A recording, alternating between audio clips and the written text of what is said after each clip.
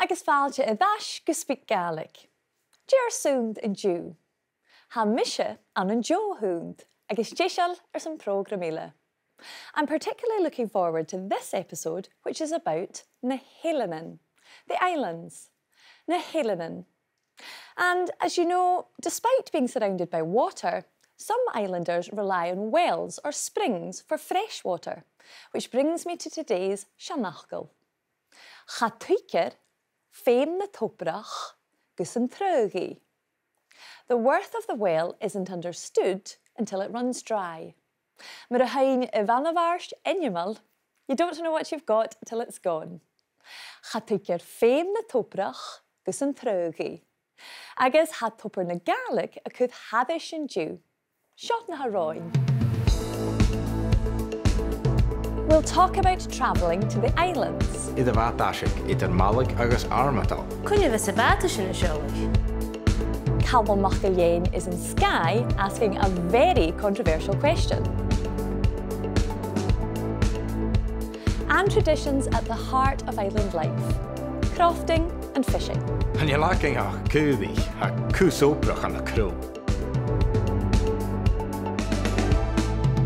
Han táimán in isise cynnych a grí cútegan a ha iad a súd a gáil sa Gaelic, agus am itálachte fáilte a chur Anndra MacAonghais. Nes Anndra sána crossabust an an Eilean Lois a hau va hús, get a bhau farach an an Shalwan nuach san blian in yoga, agus sán o hiúnig Gàidhlig I gafu an sa Gaelic. Cursana hug a chafatig sé dhéanamh. Rhaid mi tar siúil nar bhain na sóige. Húnig mi tar cultúrún agus dúchanan at eileachd agus chóirta raim agus bhaid gma intinach ach. Is te híd háise mi a farchan wútig an fat a fallah fan na cultúrach am hín. Agus cimir a chaú timachal an niún sa chuch? Well, céad rúd a raim mi agus a raim mi sinnarí of get ha tamaljoch háise mi a brín Gaelic rí mo farant an ha mi hógáil as a tai le Gaelic agus get a Gaelic acin agus bhaid a tix húla cáil bhaid a fracart as a bearla. Sé céim mór a sin a bhí brín rí a farantan an Gaelic a díist. Sin go le cútamach mis meach agus mi táid go bhfuil córamach an rás a bhí brín Gaelic rí mo farantan. Agus is sé gút bliana chéanna chuir seachad na thuúr, hánéis na dolanach? Mi bhúlta an scíil leis an opar bheit mi a ddíanú. A bheith cártaráim a bhí cúpa mar thir ach a mi ar son búta an ddífar a dhéanú go miú an an Gaelic agus seachán bheit ordaach am lámh agus seachán is deir sin bheit mi am thuí an a classroom géisteach rí go mbeadh grammar agus spárdach agus bheith dúlaich a dóráiseach bheith is worth it, definitely worth it. Agus sé céim Gaelic a hau díanamh in sin ceist, yeah. Haid maiú a bhí a garachuch rud hau díanú. Hau díanú na rud fat a bheithe sé scíile an níos maiach. A bhfuil chonnspaideach a bhí a cléachcuch na Gaelic an scíad an moch? Well, ha mi a gopar as a bhú an countún a lochan, so bí tá dunne tína steach chuil lá agus bí a bríon Gaelic. Bí a cleintin na boltachan le brín Gaelic rí chéile agus get na hau díadach a cleintin cimar a háiseibh nó déit a chár. Hau cleintin a hóla Gaelic, hóla rútbig cútrachail agus hau farcing bhfuil na canan beá háast. Rút mór a sin. Sin rút mór. Go má fórsnach go bhfuil sin agad. Nes seo céiste fis mi cúr ar a thula dunne a thuil lórn ar SpeakGaelic. Dé an fachgal neo a napairs Gaelic a Charlotte agus Carson? Well, short a proverb am cheneal túil nach tíic trágach. Ma hu farcin nach el cúsin a dul cear. No, farcin íasol na bhúting mar sin fut tú a gra cheneal túil nach tíic trágach. Sé tú abhasach sná. Agus Joe, mis go gré Joe bhíach smúid a sin de bheitthe ar fad. Sin gars, yeah. Well, táplat go mór Anndra, agus bí Anndra a rás cádarúm na saite a dhir sa prógram, agus smíthe a coit a röst rí sé sin.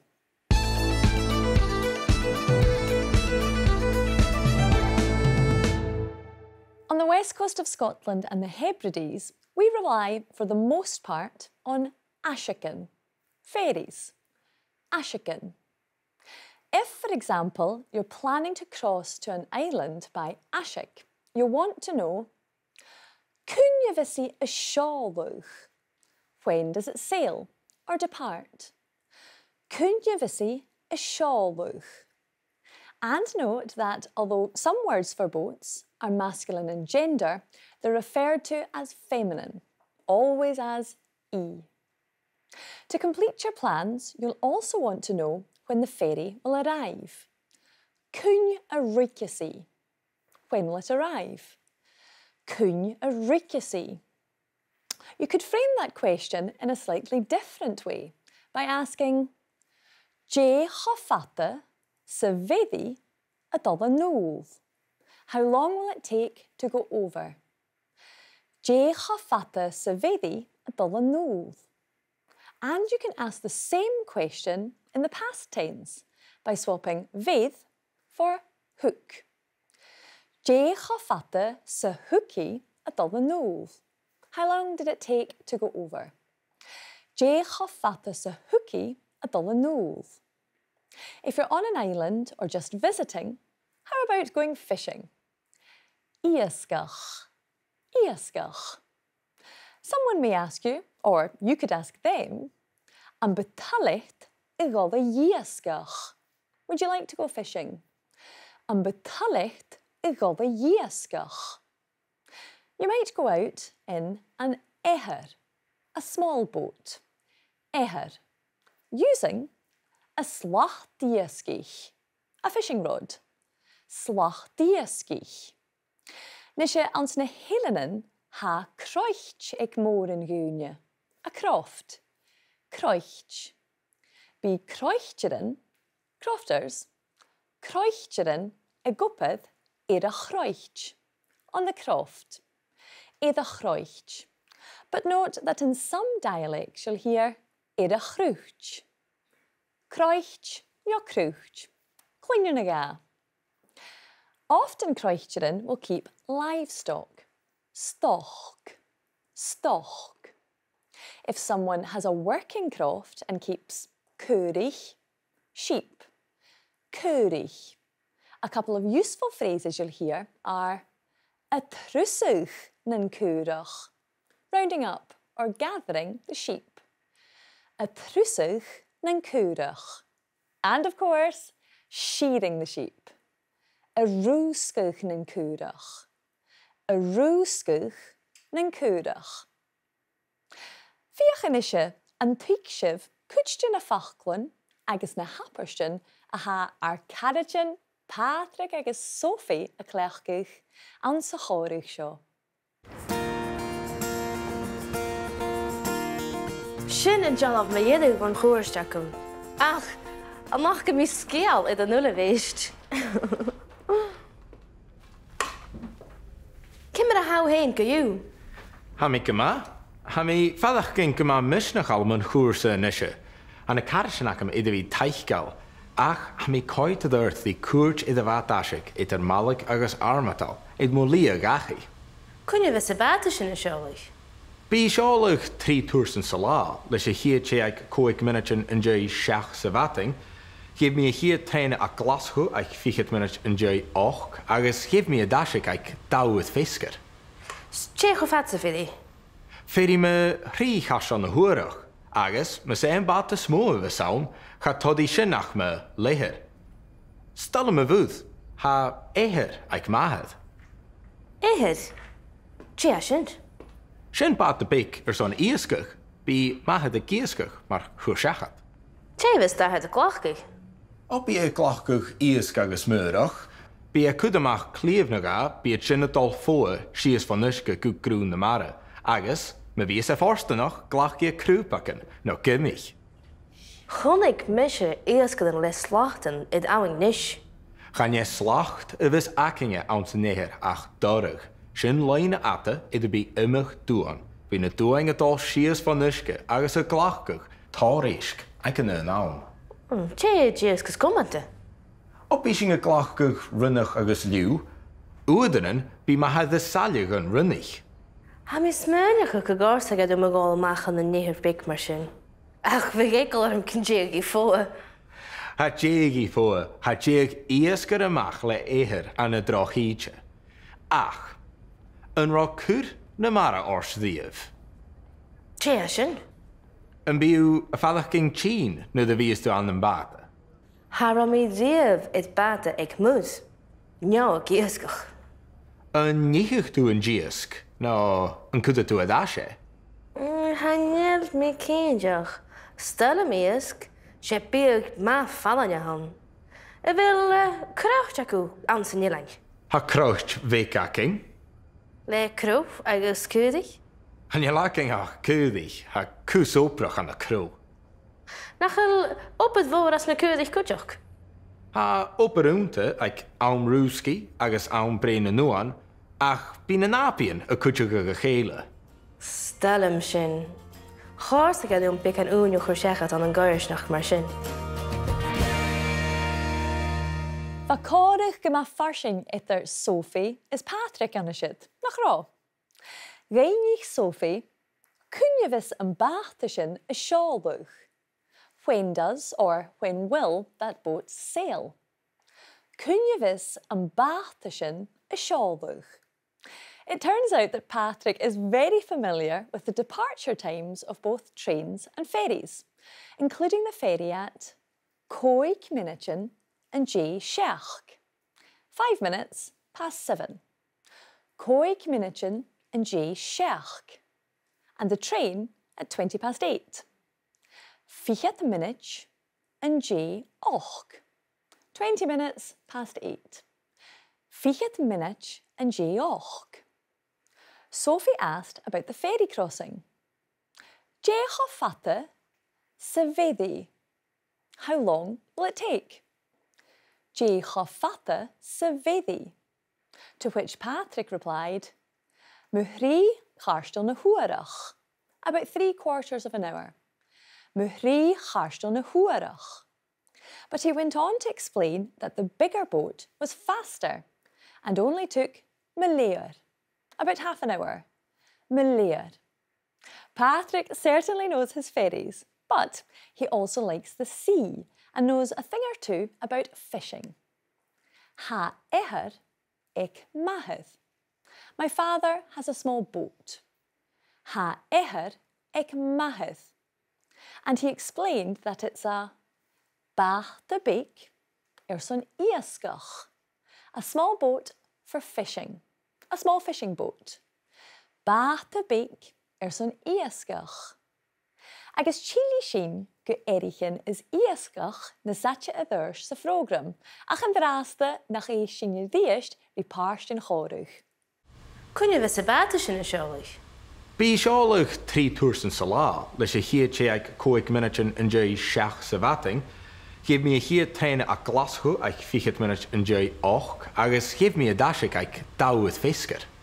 Tché go fat sa fidi? Feri me rí chas an na huarach, agus me sé an bata smó a saun, cha todí sin nach me léhir. Stalla me bhúd, ha éhir ag mahad. Éhir? Tché a sin? Sin bata big son iasgach, bí mahad a giasgach mar chuarsachad. Ha ceann cóirí a frógram seo a thuirste chéana le seoram. Bhí ma díadach ún lá, turas a gáil cúide Calum Maclean gus an fhaimí corm a gáidir spléid. An turasa ha Calum ás san Eilean Sgitheanach, ach súil an an bachta chos a chaie an núl. In Eilean Sgitheanach, in Eilean no far in Eilean. Beauntain corach, precipitous mountains, beauntain corach, glín íangantach, amazing glens, glín íangantach, agus lochan mara mírvalioch, fantastic sea lochs, lochan mara mírvalioch, cruútíide le. Is picken tjúnig geville animal. Ach, dé maha in Eilean animal shaw in mealach geunie, deceiving each and every one of us. Yes, in mealach geunie. Hanna ceann go tírt mór le drochait an an nuiciúteach nuchait a cóig, agus canny cúit leis a cheann ha seo gon de jaarich in Eilean. Hannig connspaideach agus cóstrí in cos na drochait, controversy and conflict, connspaideach agus cóstrí. 2 good words to always have on the tip of your tongue. Ach an drochad a tokal ceist chutramach. Ceist nach jecha yespit. A much bigger question that hasn't been debated properly. Chunna seo. Mar a ha an shenach gul a gra, cha tukur fame na toprach gus an treugi. You don't know what you've got until it's gone. Or do you? Ha Gillespig Ferguston trich geukenin an in Leòdhas, agus go leor sin mu eileanan. He's surrounded by books. Is cínteach can be bech ekesin gírach a haun in eilean. Gillespig in eilean haun in eilean no an aun ruúa Sgitheanach a hasin in drásta. In Eilean sin mar a bhruidhinn Sgitheanach éad mar a strichke agus sin mar a hasin smuoineach. A gainean drochid. Gàidhlig sin eilean leis contánic drochad. Ha barach gus barach gúine bhí tuil an san eilean. Barach gúine bhí tína gúrach ann. Ha tuine a ha an dríach ilical liú a tína gúrach gan eilean, at sa ha mór an náicrí a glósad fallah go tín mór, gan a bhela bhór gus upar a lorach. I bhfuil in drochad toirte duine eile a chéiste chur in eilean a haun san eilean. Wel, ha leor sáirite ann mu eileanan na halappe. Le fhèimish Haswell Smith. Ha míneach nach Eilean Sgitheanach na eilean garíirh tuilleadh na bheach chéin, seach go bhfuil an drochad ann. Go bhfuil in Eilean eòlanach a chawl san na leor sin. Leis sin a bhfuil eileanach nó a bhí na eileanach na stát sin. Ma smuoinigh sin inis tíle agus na hasinne smuoinigh eilean amasach volcánach in deismian a chuan siar. Ach a bhfuil smuoinigh ferlug an na Reykjavik. Bhfuil leis an smuoinigh héin mar eileanach goite go bhfuil a goite nach chéil. Drochad aun no as. I bhfuil go difar. Does it matter? I bhfuil go difar. Ha nas as a fhèin aun agus fhèin as. Ach ha character in eilean haast láitir, agus ha haast et a Gaelicte for áitich in ile. Sem bard John Donne a hurst, no man is an island, agus a gra gunno gach dunne is áitich ceangailse. In eilean a hanamsa, ma sé cheist, seorsa eilean. Eilean cricach, le creuvan is droch emisher, a rugged island with trees and bad weather. Criccan, creuvan, droch emisher, agus dhéimig tú snav sin fhèinneachd. In dúil I bhfuil eilean chalan in áitich an bí. No eilean joy. Chanéilí sam déiseorsa eileanan a bheithúnta ach go cínteach bhíag físag joy déiseorsa emisher risin beag dúil. Nach bíag? Go déir a bheith bhíag. Agus chad droch emished Calum I de thuras an siad agus nach a hook na ceistin ingeneach. We learned from Calum that Skye has plenty of beantan corach, precipitous mountains, beantan corach, and amongst the hills are Glín Iangandach, amazing glens, Glín Iangandach. And Calum's own island would be an Eilean Cricach, a rocky or rugged island. Eilean Cricach. Agus chanéile go difar, cúne, neo cáit an téit a chéile ar Calum. Iad an ládig lín, neo na mian an sóisialta acin, bí a fihibhríomh.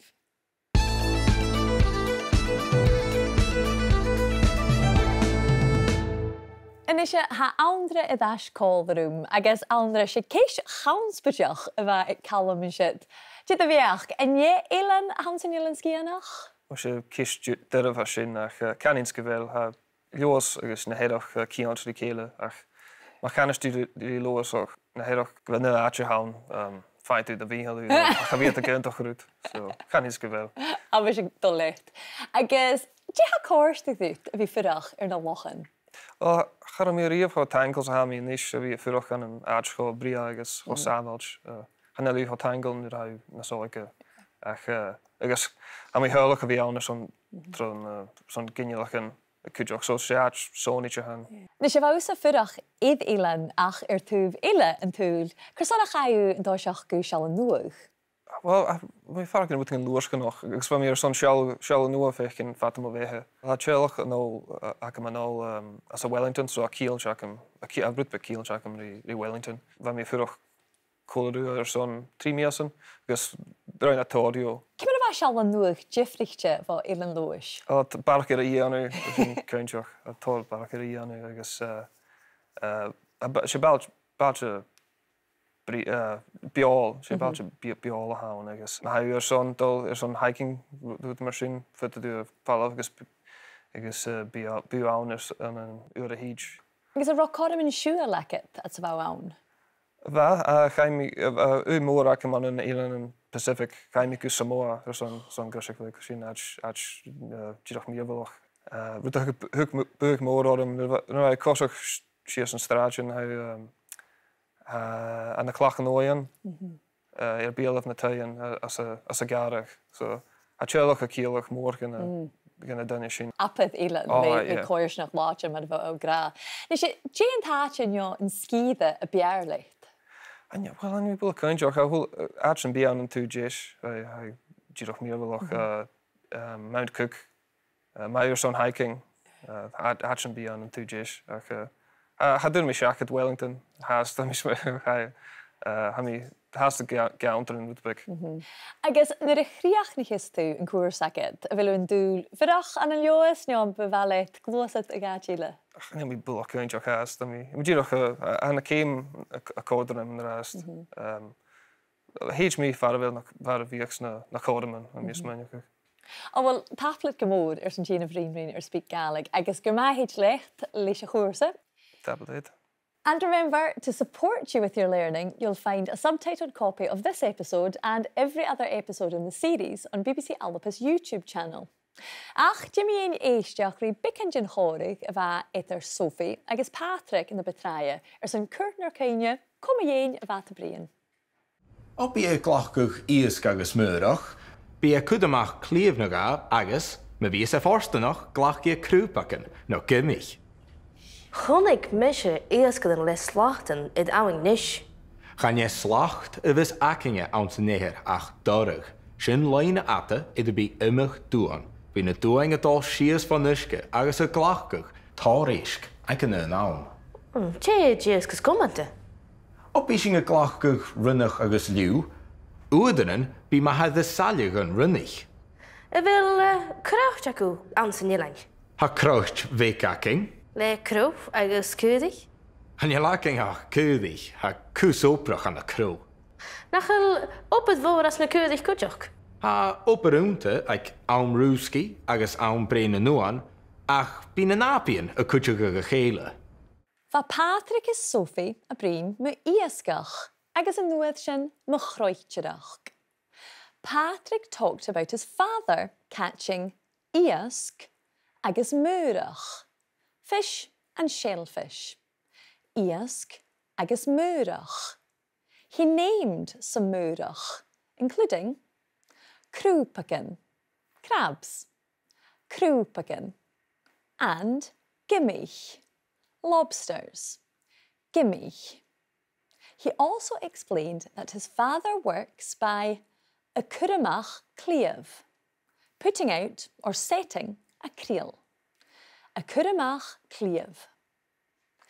Patrick said that his father used a dorch, a hand line, dorch, to fish, and he helped Sophie out by describing the dorch. Fhèin atte bi imich doen, a long line with lots of hooks. Fhèin atte bi imich doen. Nuair a visit a giasgach, Biet a glachgwch, rwmach agus liw. Mackerel and laith. Rwmach agus liw. Agus oeddanen bi ahar Patrick a saljig and rummig. Salting the mackerel is saljig and rummig. Patrick's family also have a croicht veik, but he explained that chanjelakin ach keurig. We only have sheep. Chanil akin ach cúrich. When Sophie asked if there was a lot of work involved in having cúrich, Patrick told her that there could be, ach, gymbych na nabian, a cúideachach I chéile. The neighbours all helped each other. A cúideachach I chéile. If il nabi nyo carriage caning acibse, sin jogai a bhí a cúideachach I chéile le Gaelic. The genitive case of the noun often expresses possession or close association. Tai ma feighneachd, my sister's new house. Feighneachd, not pewhead.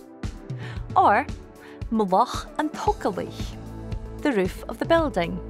Toiilleadh, not toileadh. But the genitive is also heard after some prepositions. For example, rituv, beside. Rituv na haine, beside the river. Na haine rather than a navin. Or bial of an tluaigh, in front of the crowd. And tluaigh rather than an slúach. You'll also hear the genitive used after what we call present participles. I géanamh, I gáilh, I géirí, I faighneachd. Charam I géirí a nerigich. I didn't want the money. Erigich rather than erigit. Nowadays, this tends to be only heard when the noun is definite. So, I could see a light is simply va mi a faighneachd solas. But I could see the light va mi a faighneachd an toillis. Apad cuairt agus sinne brian mu eileanan. To ask when the ferry sails, it's cúne vissi a seáluch. Cúne vissi a seáluch. And when will she arrive? Because boats are always referred to as feminine, cúne a richasi. Cúne richasi. You can go fishing in a number of different ways. In a small boat. Éhar. Éhar. With a fishing rod, le slachdiaskich. Slachdiaskich. Or with a hand line, le dorúch. Dorúch. Well, sin programile tín go críoch. Ach, mi dhibh sibh corm tuil Eilean Sgitheanach, go háirí na héileanan siar, odd se corm lé a bheitsáin a bhí a cleachcach ó cúid Gaelic. Fhèin cúideach iad Gàidhlig SpeakGaelic. An márach lín for an fáise fistrachach, ma chlasichin agus ma chórsichin. Na míon an socialta, na podcastan BBC Sounds, agus programman le fá hítalin channel YouTube SpeakGaelic. Chun na náhuiir is a cháirstin, sorry slán an drásta.